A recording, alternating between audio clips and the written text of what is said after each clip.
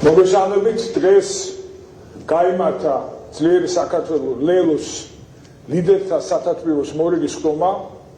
წამოგვიდრებული იყვნენ ძლიერი საქართველოს ლელოს მუნიციპალური და რეგიონალური ორგანიზაციების ხელმძღვანელები, საკრებულოს წევრები და განვიხილეთ ქვეყანაში შექმნილი ღრმა პოლიტიკური კრიზისი, განვიხილეთ ის გამოწვევები, საგარეო გამოწვევები, რომელიც ახლა ჩვენს ქვეყანას გააჩნია რეგიონში მიმდინარე კონფლიქტების გამო, საომარი მოქმედებების გამო და ვიმსჯელებთ შესაბამისად ლელო, ძლიერი საქართველოს ლელოს პოზიციაზე, შეთავაზებაზე ჩვენი საზოგადოების მიმართ შემუშავებული იქნა საგანგებო განცხადება, ამას დაკავშირებით, რომელიც გვინდა გავაცნოთ საზოგადოებას.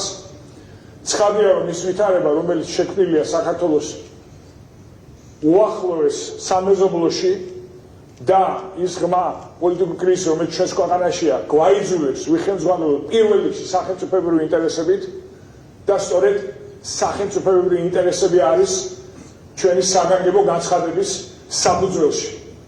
მე მინდა ვთხოვო ძლიერ საქართველოს ლელოს გენერალურ მდივანს გააგაცნოთ საგანგებო განცხადება, რომელიც შემუშავებული იქნა ჩვენი პარტიის ლიდერთა სათათბიროს მიერ და მოწონებული იქნა. დიდი მადლობა. მოგესალმებით. გაგაცნობთ ლიდერთა სათათბიროს მიერ მიღებულ განცხადებას. დღეს საქართველოს ირგვლივ შექმნილია უკიდურესად რთული გეოპოლიტიკური ვითარება.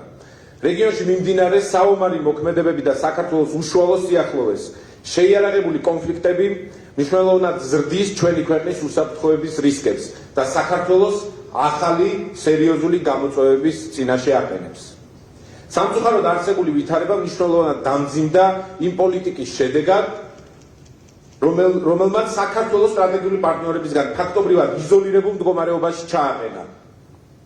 საქართველო ამ საერთაშორისო იზოლაციიდან ვერ გამოვა პოლიტიკურ პროცესში მნიშვნელოვანი გადატვირთვის გარეშე.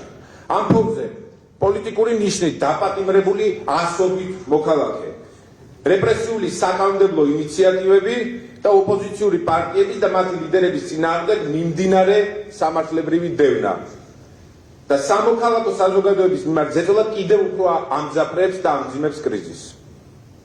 ეუთოს მოსკოვის მექანიზმის დასკვნამ დაადასტურა საქართველოში არსებული პოლიტიკურ სამართლებრივი ღრმა კრიზისი. ეს დასკვნა არის საერთაშორისო საზოგადოების ვერდიქტი ქართული ოცნების მიმართ და პირდაპირ ამბობს, რომ დღევანდელი პოლიტიკური კურსის პირობებში სტაბილური და ევროპული მომავლის მქონე მთლიანი და ძლიერი ქართული სახელმწიფოს ჩამოყალიბების პერსპექტივა არ არსებობს ქართული ოცნების პირობებში. ასეთ ვითარებაში უსაფრთხოების თვალსაზრისით რეგიონში არსებული უმძიმესი გამოწვევების და ქვეყანაში არსებული კრიზისის ფონზე დღეს საქართველოს ჭირდება პოლიტიკური სტაბილურობა, ეროვნული კონსოლიდაცია და ძლიერი დემოკრატიული ლეგიტიმაციის მქონე პოლიტიკური სისტემა. დღეს საქართველოს ჭირდება, რომ დაიწყოს ქვეყნის შიგნით ქვეყნის შიდა პოლიტიკური კრიზისის განმუხტვაზე ორიენტირებული ფართო პოლიტიკური დიალოგი, უკიდურესად პოლარიზებული საზოგადოების წარმომადგენელთა აქტიური ჩართულობით. აუცილებელია გადაილახოს ურთიერთდაპირისპირების, ურთიერთგანადგურების დამანგრეველი ლოგიკა და დაიწყოს პასუხისმგებლიანი პოლიტიკური მოლაპარაკებები ქართულ ოცნებასა და იმ ოპოზიციურ პარტიებს შორის, რომლებმაც 2024 წლის საპარლამენტო არჩევნებში საქართველოს მოსახლეობის უმრავლესობის მხარდაჭერა მოიპოვეს. მიუხედავად არჩევნების არადემოკრატიულად ჩატარებისა და ქართული ოცნების მხრიდან ოფიციალური შედეგების რეალობის გახალბებისა. არსებული პოლიტიკური კრიზისიდან მშვიდობიანი, დემოკრატიული და სახელმწიფოებრივი გამოსავალი არის შეთანხმება ახალი, თავისუფალი და სამართლიანი საპარლამენტო არჩევნების გამართვაზე. ახალი არჩევნები არის ერთადერთი გზა, რომელიც ქვეყანაში პოლიტიკური პოლარიზაციის შემცირებას და სტაბილურ გარემოს უზრუნველყოფს. ამის პარალელურად ქვეყანაში პოლიტიკური დაძაბულობის შემცირების მიზნით აუცილებელია პოლიტპატიმრების გათავისუფლება. ეს არის გადაწყვეტილებები, რომელიც ჭირდება სახელმწიფოს.